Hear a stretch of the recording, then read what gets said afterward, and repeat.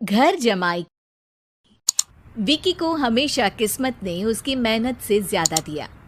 पैदा हुआ एक बड़े घर में, मुंह में चांदी की चम्मच लेकर, और शादी भी की एक उससे भी बड़े घर में, सोने की चम्मच मुंह में लेकर। उसे मेहनत करने का शौक नहीं था। एक शौक था, वो भी घटिया शायरी करने का। उसकी हर बात शायराना ही होती थी। जैसे कि एक दिन, दूर से देखा तो चांद पे दाग था, दूर से देखा तो चांद पे दाग था, पास से देखा साबुन का छाग था।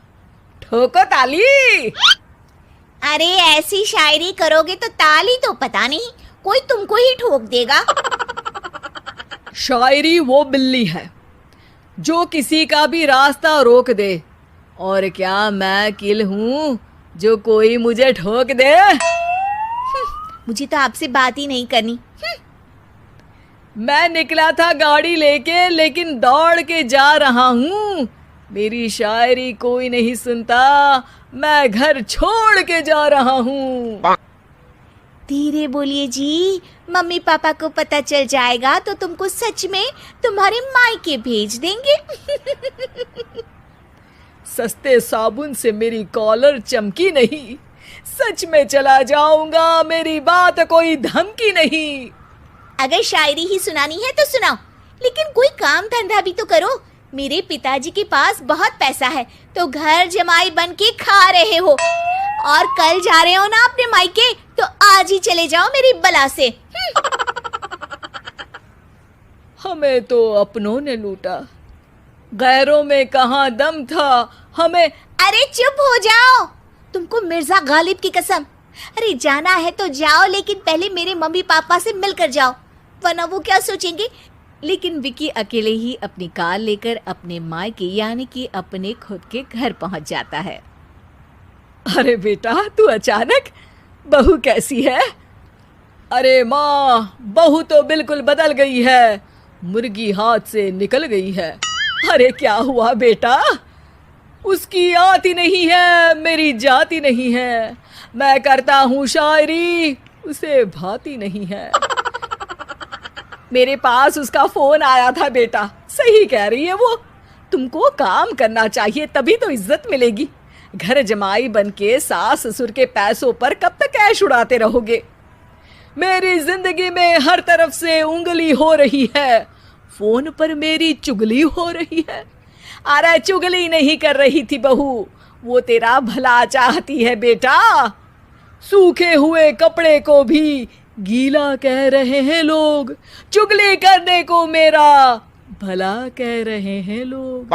ठोको ताली। ये सुन के माँ अपने हाथ से अपना सर पीट लेती है। अरे माँ, ताली की जगह माथा क्यों ठोक रही हो? बेटा तू ना आराम कर, तेरे पिताजी भी आने वाले हैं, खाना लगा देती हूँ। विकी अपने घर भी दिन भर टीवी देखता है, तरह तरह का खाना खाता है, दोपहर तक सोता है, चाय पीता है, वीडियो गेम खेलता है, बस काम करने नहीं जाता। घर में नौकर चाकर है तो बिस्तर से हिलने तक की जरूरत नहीं पड़ती। कई बार तो विकी अपने नौकरों को बिठाकर शायरी सुनाता रहता। कब जाओगे बेटा? अरे कैसी बात कर रहे हैं डैडी, क्या आप मेरे फादर नहीं? आप मुझे भगाना चाहते हैं क्या? ये मेरा घर नहीं। अरे नहीं बेटा, तुम्हारा ही घर है। हम तो चाहते थे कि तुम यहीं रहो और मेरा काम आगे बढ़ाओ, लेकिन तुम ही चले गए घर जमाई बनने। अरे मेहनत तो गधे भी करते हैं, मैं अच्छी किस्मत लेके पैदा हुआ हूँ, मैं घर जमाई हूँ, ससुराल का फूल गेंदा हुआ हूँ। ठोको ताली।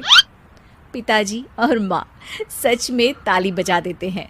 ऐसा पहली बार होता है जब विकी की शायरी पर किसी ने ताली बजाई हो।